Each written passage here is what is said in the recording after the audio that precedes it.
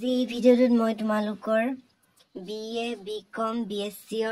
second semester VSc 3 environmental science important question answer খিনি আলোচনা কৰিম সো তোমালোকে ভালদৰে চাই যাবাচোন তোমালোকৰ এক্সামত ইয়াৰ পৰা তোমালোকৰ 40 মাৰ্কৰ আহিব এক্সামত সো তোমালোকে চাই যোৱা সিলেবাস খন এইখন যদি তোমালোকৰ লগত নাই তেন্তে তোমালোকে খিনি স্ক্ৰিনশ্বট মাৰি লব পাৰা সিলেবাস খিনি ধুনীয়াকৈ দি দিছো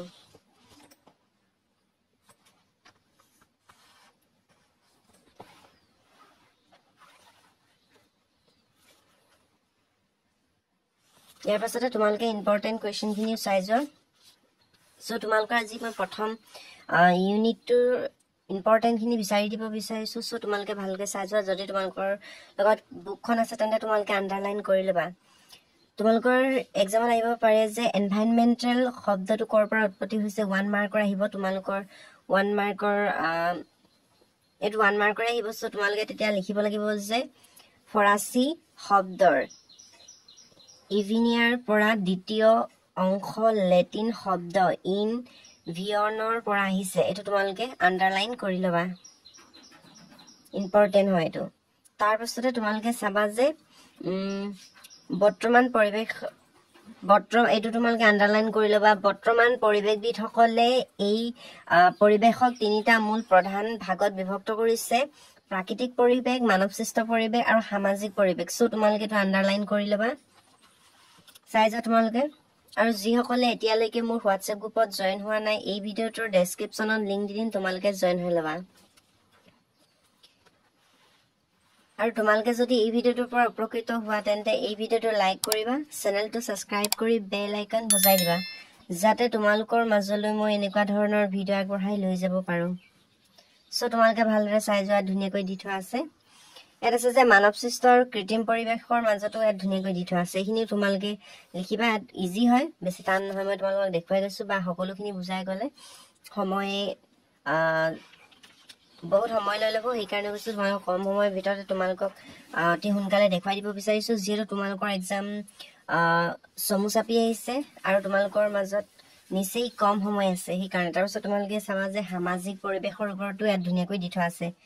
তাৰ পিছতে তোমালোকে আৰু এটা চাবা তোমালোকৰ এক্সামত আহিব পাৰে যে জীৱীয় উৎপাদন কাক বোলে বা জীৱীয় উৎপাদনৰ উদাহৰণ দিয়া এইখিনি তোমালোকে ইম্পৰ্টেন্ট এটো most ইম্পৰ্টেন্ট তোমালোকে চাবা 1 মাৰ্কৰ বা 2 মাৰ্কৰ আহিব আৰু অজীৱীয় উৎপাদনটো তোমালোকে ভালদৰে চাই যাবা তোমালোকে জীৱীয় উৎপাদন বুলি কলে লিখিবা যে পৰিবেশৰ সকলো জীৱৰ লৈকে জীৱীয় উৎপাদন বুলি উৎপাদন লৈ গঠিত এনেকে তোমালোকে লিখিবা যে পৰিবেশৰ সকলো জীৱৰ লৈয়ে জৈৱিক বা জীৱীয় উৎপাদন গঠিত ইয়া লিখিবা তোমালোকে তেছ লিখিবা যে ইয়াক পৰিবেশৰ জীৱীয় কাৰক বুলিও কোৱা হয় এনেকে তোমালোকে খিনি লিখিবা তাৰ পাছতে তোমালোকে চাই যোৱা উদ্ভিদ প্ৰাণী ভেকুৰ অনুজীৱ এই সকলো প্ৰকাৰৰ জীৱীয় উৎপাদনৰ ভিতৰত পৰে এনেকে তোমালোকে লিখিবা অজীৱীয় উৎপাদন কোনবোৰ যিবোৰ মানে পৰিবেশৰ অজীৱীয় উৎপাদন যে অজীৱীয় উৎপাদন হয় এনেকে তোমালোকে লিখিবা যেনে বায়ু পানী মাটি সূৰ্যৰ ৰশ্মি উষ্ণতা হিল এনেকে তোমালোকে লিখিব পাৰা তাৰ পাছত লিখিবা যে পৰিবেশত থকা বিভিন্ন মৌলিক আৰু যৌগিক পদাৰ্থবোৰ অজীৱীয় উৎপাদনৰ ভিতৰত পৰে এইখিনি তোমালোকে এনেকে লিখিবা তাৰ পাছতে তোমালোকে ইফালে চাবা তাৰ পাছত তোমালোকে এইটো আন্ডাৰলাইন কৰি লবা চাই যোৱা তোমালোকে এইটো তোমালোকে SG টেনলে এটো তোমালোকে আন্ডাৰলাইন কৰিবা টেনলে 1935 চনত প্ৰথমে পৰিস্থিতি তন্ত্ৰ শব্দটো প্ৰৱৰ্তন কৰিছিল এটো আন্ডাৰলাইন কৰি লবা পৰিস্থিতি তন্ত্ৰ শব্দটো কোনে প্ৰথমে প্ৰৱৰ্তন কৰিছিল আৰু কিমান চনত তোমালোকৰ এক্সামত শৰ্ট কোৱেশ্চন আহিব পাৰে সো তোমালোকে এটো চোৱা তাৰ পিছত চাবা যে বিশ্ববিদ্যালয়ত পৰিবেশবিদ উদামৰ মতে পৰিস্থিতি তন্ত্ৰ হল পৰিবেশৰ মূল একক যত জীৱীয় অজীৱীয় সমূহে এটাই আনটোৰ ওপৰত প্ৰভাৱ বিস্তাৰ কৰে এনেকে তোমালোকে এনে লিখিবা পৰিস্থিতি তন্ত্ৰৰ ওপৰত তোমালোকে এটো মানে সংজ্ঞা দিব পাৰা তোমালোকৰ এক্সামত আহিব যে পৰিস্থিতি তন্ত্ৰৰ সংজ্ঞা দিয়া বা পৰিস্থিতি তন্ত্ৰ কাক বোলে তেতিয়া তোমালোকে এটো লিখিব পাৰা তাৰ পিছত তোমালোকে আৰু এটা চাব পাৰা পৰিস্থিতি তন্ত্ৰ বুলি কলে তোমালোকে ইফালে এনেকৈ লিখিবা চমুকৈ ক'বলৈ গ'লে কোনো এক পৰিৱেশত থকা সকলো জীৱীয় ভৌতিক কাৰকসমূহ আৰু সিহঁতৰ মাজত চলি থকা ক্ৰিয়া প্ৰক্ৰিয়াসমূহ লৈয়ে এক পৰিস্থিতি তন্ত্ৰ গঠিত হয় এনেকৈ তোমালোকে লিখিবা যেনে এটা মাছ পোহা পুখুৰী এখন অৰণ্য এটা হ্ৰদ আৰু এখন সাগৰ একোটা পৰিস্থিতি তন্ত্ৰ হয় এনেকৈ তোমালোকে এইটো আণ্ডাৰলাইন কৰি ল'বা তোমালোকৰ পৰিস্থিতি তন্ত্ৰৰ ওপৰত এক্সামত আহিব পাৰে চ' তোমালোকে তেতিয়া এইখিনি লিখিবা আৰু তোমালোকৰ এক্সামত পৰিস্থিতি তন্ত্ৰৰ ওপৰত শ্বৰ্ট নোট লিখাও আহিব পাৰে তেতিয়া তোমালোকে এইখিনি লিখিব পাৰা ইয়াৰ পৰা তোমালোকে এইখিনি তোমালোকে ভালকৈ পঢ়ি ল'বা ইয়াৰ পৰা ইয়ালৈকে তেতিয়া তোমালোকে পৰিস্থিতি তন্ত্ৰৰ ওপৰত এক্সামত আহিলে মানে লিখিব পাৰিবা চ' তোমালোকে ভালদৰে চাই যোৱা মই জুম কৰি দিছোঁ এইখিনি তোমালোকে ভালদৰে চাই যোৱা স্ক্ৰীনশ্বট মাৰি লোৱা এইখিনি কৈ নাযাওঁ যিহেতু ভিডিঅ'টো বহুত দীঘল হৈ যাব আৰু তোমালোকে আমনি পাব পাৰা আৰু তোমালোকে নিশ্চয় এইখিনি বুজি পাইছা যদি তোমালোকে ভালদৰে স্পষ্ট নাই পোৱা তেন্তে তোমালোকে মোক হোৱাটছএপত মেছেজ কৰি দিলে হৈ যাব তোমালোকক মই তেতিয়া এইখিনি স্ক্ৰীনশ্বট পঠিয়াই দিব পাৰোঁ তাৰপিছতে তোমালোকে চাই যাবা এইফালে হৈছে এইখিনি ইমান ইম্পৰ্টেণ্ট নহয় তাৰপিছত তোমালোকৰ এক্সামত আহিব পাৰে যে পৰিৱেশৰ মাজত মানে বা পৰিৱেশ বিজ্ঞানৰ সংজ্ঞা চ' তোমালোকে তেতিয়া ইয়াত আণ্ডাৰলাইন কৰি থোৱা হৈছে তোমালোকে এইখিনি স্ক্ৰীনশ্বট মাৰি লোৱা তোমালোকে পৰিৱেশ বিজ্ঞানৰ সংজ্ঞা বুলি ক'লে তোমালোকে লিখিব লাগিব যে কোনো এখন ঠাই অৰ্থ বা পৰিস্থিতি তন্ত্ৰৰ ওপৰত প্ৰভাৱ পেলোৱা জীৱীয় আৰু অজীৱীয় উৎপাদনসমূহ আৰু সিহঁতৰ মাজত থকা পাৰস্পৰিক সম্বন্ধৰ মাজৰ অধ্যয়নে পৰিৱেশ অধ্যয়ন এনেকৈ তোমালোকে এইখিনি লিখিবা আৰু এই ভিডিঅ'টো তোমালোকে যিমান পাৰা তোমালোকৰ বন্ধু বান্ধৱীৰ সৈতে শ্বেয়াৰ কৰিবা যাতে তেতিয়াহে মই তোমালোকৰ কাৰণে এনেকুৱা ধৰণৰ ভিডিঅ' বনাই থবলৈ অনুপ্ৰাণিত হওঁ কাৰণ যদি মোৰ ভিউজ কম হয় না মই মানে ভিডিঅ' বনাওঁ সেই ছাবজেক্টটোৰ ওপৰত মানে ভিডিঅ' বনাবলৈ মন নাযায় যোনবোৰ মানে ভিডিঅ'ৰ ওপৰত ভিউজ খুব কম আহে সেইকাৰণে কৈছোঁ যদি এইটো ভিডিঅ'ত যদি 2K যদি এদিনতে ভিউজ আহি যায় তেন্তে মই মানে অনুপ্ৰাণিত হওঁ ভিডিঅ' দিবলৈ সেইকাৰণে কৈছোঁ তোমালোকে যিমান পাৰা তোমালোকৰ বন্ধু বান্ধৱীৰ সৈতে শ্বেয়াৰ কৰিবা যে এইখিনি ইম্পৰ্টেণ্ট হয় নে নহয় এইখিনি মই পঢ়িছোঁ তুমি কি পঢ়িছা এনেকৈ তোমালোকৰ লগৰ লগত কনচাল্ট কৰিব পাৰা চ' তোমালোকে যিমান পাৰা তোমালোকৰ বন্ধু বান্ধৱীৰ সৈতে শ্বেয়াৰ কৰিবা আৰু তোমালোকৰ লগৰীয়াৰ লগত তোমালোকে আলোচনা কৰিবা তেতিয়া আলোচনা কৰিলে তোমালোকৰ এই সমস্যাসমূহ সমাধান হয় চ' তোমালোকে চাই যোৱা তাৰপিছত তোমালোকৰ এক্সামত আহিব পৰিৱেশ বিজ্ঞানৰ প্ৰকৃতিৰ ওপৰত শ্বৰ্ট নোট লিখা চ' তোমালোকে লং কুৱেশ্যনো আহিব পাৰে তেতিয়া তোমালোকে এইখিনি লিখিবা পৰিৱেশ ইম্পৰ্টেণ্টখিনি দেখুৱাই দিছোঁ যিহেতু তোমালোকৰ লগত খুব কম সময় আছে আৰু মই যদি এইখিনি তোমালোকৰ বহীত বা নোট বনাই কিনে দিওঁ তেন্তে মানে সময় বহুত যায় আৰু তোমালোকৰ মাজতো সময় খুব কম হৈ আছে চ' তোমালোকে এইটো এটা চাবা পৰিৱেশ বিজ্ঞানৰ প্ৰকৃতি এইখিনি তোমালোকে ইয়াৰ পৰা লিখিব পাৰা চ' তোমালোকে এইখিনি নিশ্চয় বুজি পাইছাই পৰিৱেশ বিজ্ঞানৰ প্ৰকৃতি বুলি ক'লে আৰু তোমালোকে আহিব যে পৰিৱেশ বিজ্ঞানৰ বহু বিষয়ৰ সমাহাৰ তেতিয়া তোমালোকে এইখিনিয়ে লিখিব লাগিব অকণমান তোমালোকে নিজেই তোমালোকে এইখিনি মানে শ্বৰ্ট কৰি ল'ব পাৰিবাই ইজি হয় চ' তোমালোকে ভালদৰে চাই যোৱা কিন্তু পৰিৱেশ আৰু জীৱ এইখিনি তোমালোকে উদাহৰণ দিব পাৰা এনভাইৰনমেণ্টেল চায়েন্সটো টান নহয় তোমালোকে ভাল গ্ৰেড এটা পাব পাৰা চ' তোমালোকে চাই যোৱা পৰিৱেশ আৰু কৃষি পৰিৱেশ আৰু ভূগোল শাস্ত্ৰ চ' তোমালোকে এইখিনি লিখিব পাৰা পৰিৱেশৰ ব্যৱসায় পৰিৱেশ শিল্প পৰিৱেশ শিক্ষা ইমানখিনি তোমালোকে লিখিবা আৰু নিলিখিলেও হ'ব এনেকৈ পইণ্ট ৱাইজত লিখিব পাৰা আৰু পৰিৱেশ চিকিৎসা আৰু পৰিৱেশ স্বাস্থ্য চিকিৎসা এইখিনি লিখিব পৰিৱেশ আৰু আইন এইটো এটা ইম্পৰ্টেণ্ট হয় তোমালোকে এইটো মনত থবা কিন্তু পৰিৱেশ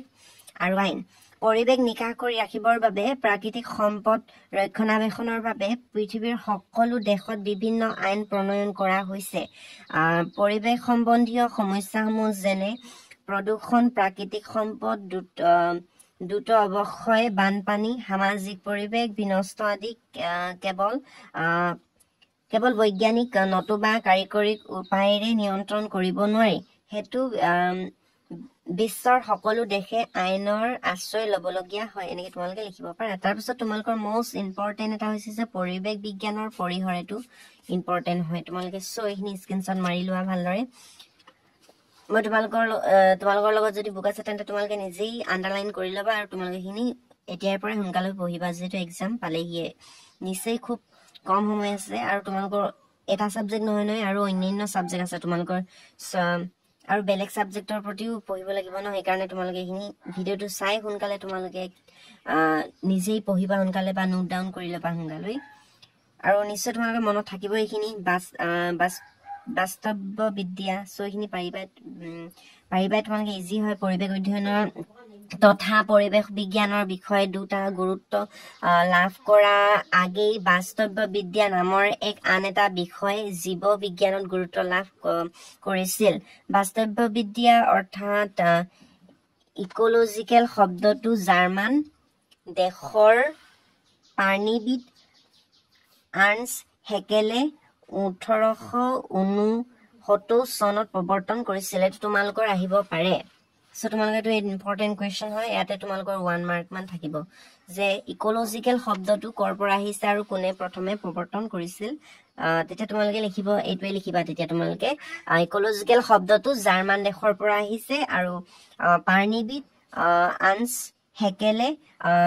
1869 চনত প্ৰথমে প্ৰৱৰ্তন কৰিছিল এনেকে তোমালোকে লিখিবা সো তোমালোকে এইখিনি আন্ডাৰলাইন কৰি লোৱা সো তোমালোকে পৰিৱেশ বিজ্ঞানৰ পৰিসৰ বুলি ক'লে এইখিনি অলপ অলপ লিখি দিবা গতিকে বাস্তৱ বিদ্যা হ'ল জীৱ বাসস্থানৰ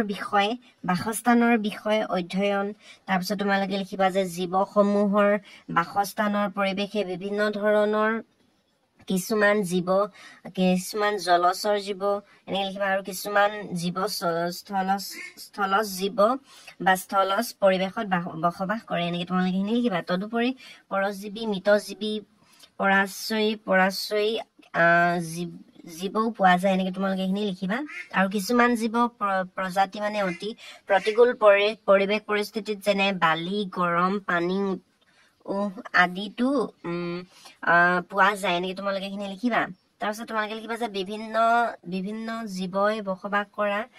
বাসস্থানৰ পৰিৱেশৰ বিষয়ে অধ্যয়ন কৰোঁতে পৰিৱেশ অধ্যয়নৰ এক বিশেষ উদ্দেশ্য এইখিনি নিলিখিলে হ'ব ইয়ালৈকে লিখিবা তাৰপিছত তোমালোকে এইখিনি লিখিবা পৰিৱেশ সম্বন্ধীয়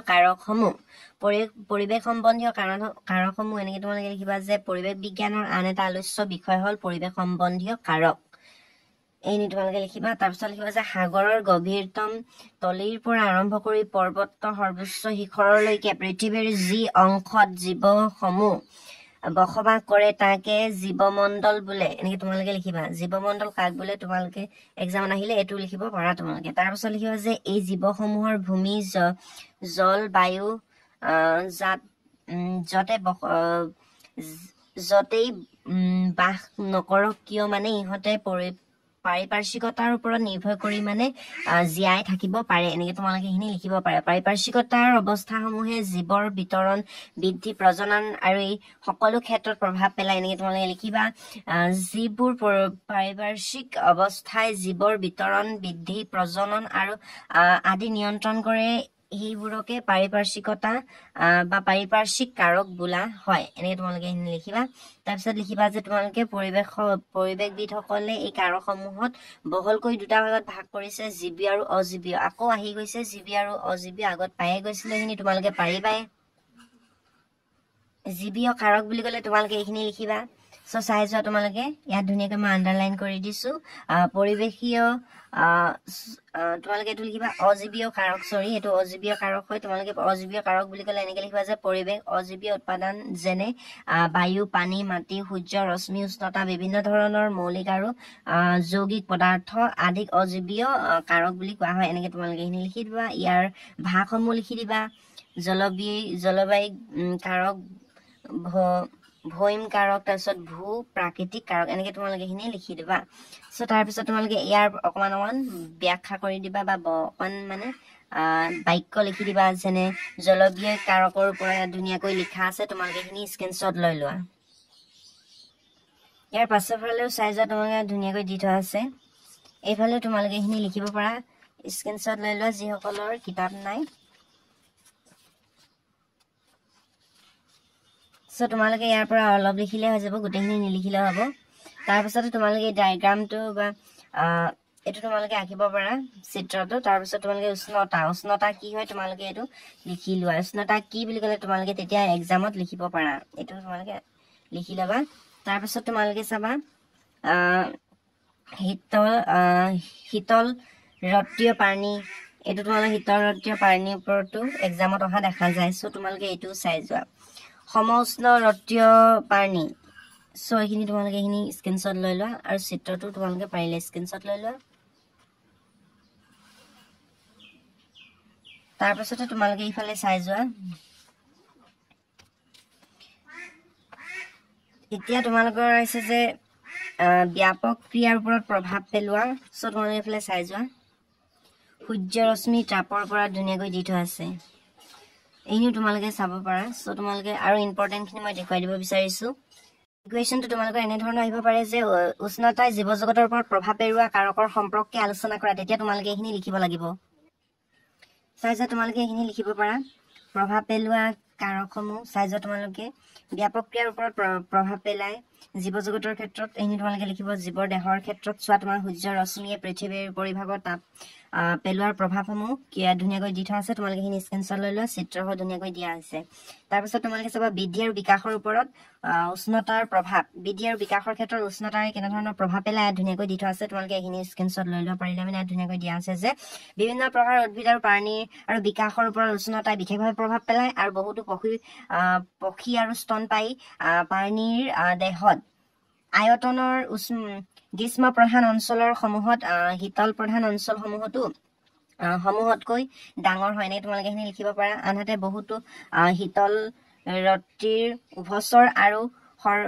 হৰিহৰ্প দেহৰ আয়তনৰ শীতল প্ৰধান অঞ্চলসমূহতকৈ ডাঙৰ হয় নে তোমালোকে বা অঞ্চলসমূহতহে ডাঙৰ হয় নেকি তোমালোকে এইখিনি লিখিব পাৰা আৰু তেনেদৰে উষ্ণতাৰ ভেদে প্ৰাণীৰ বিভিন্ন অংগৰ আয়তনে ভিন্ন হয় বছৰটোৰ ভিতৰত ইয়ালৈকে তোমালোকে লিখিব পাৰা তাৰ পিছত ইয়াৰ পৰলৈকে তোমালোকে পাৰিলে লিখি দিবা যেনে বছৰটোৰ ভিতৰত শীতকাললৈ গ্ৰীষ্ম কালতহে অধিক সংখ্যক উদ্ভিদৰ বৃদ্ধি লাভ কৰে এনেকে তোমালোকে লিখিব পাৰা বৃদ্ধি আৰু বিকাশৰ ক্ষেত্ৰত উষ্ণতা কেনে ধৰণৰ প্ৰভাৱ পেলায় সো তোমালোকে পাৰিবা ইজি হয় তাৰ পিছতে তোমালোকে এইখিনি চাই যোৱা এতিয়া আছে 3 নম্বৰ পানী বৰফৰ ওপৰত উষ্ণতাৰ প্ৰভাৱ তোমালোকে 5টা মান পইণ্ট চাই গলে যেহেতু তোমালোকৰ বেছি লং কুৱেশ্যন নাহে তাৰ পিছত তোমালোকে চোৱা যে লিংগ অনুপাতৰ ওপৰত উষ্ণতাৰ প্ৰভাৱ প্ৰজননৰ ওপৰত উষ্ণতাৰ প্ৰভাৱ এই তোমালোকে চাই যোৱা জীৱৰ জীৱৰ পৰংগ গতিৰ উষ্ণতাৰ প্ৰভাৱ তাৰ পিছত তোমালোকে নানাবাৰ লিখিব পাৰা যে উদ্ভিদৰ বাষ্পীভৱনৰ ওপৰতো ইয়াৰ প্ৰভাৱ পৰে আৰু উদ্ভিদৰ বীজ অংকুৰণৰ ওপৰতো যে উষ্ণতাৰ প্ৰভাৱ পৰে এইটো তোমালোকে এনেকৈ লিখিব পাৰা সো এইখিনি তোমালোকে শেষত লিখিব পাৰা কিন্তু তোমালোকে 5-6টা মান পইণ্ট মনত থৈ দিলে হৈ যাব তোমালোকে তেতিয়া এক্সামত নিজেই লিখিব পাৰিবা সো আজিলৈ এই ভিডিঅ'টো ইমানেই আছিল তোমালোকে যদি এই ভিডিঅ'টোৰ পৰা উপকৃত হ'লা তেন্তে এই ভিডিঅ'টো লাইক কৰিবা চেনেলটো সাবস্ক্ৰাইব কৰি বেল আইকন বজাই দিবা তোমালোকক নেক্সট ভিডিঅ'ত লগ পাম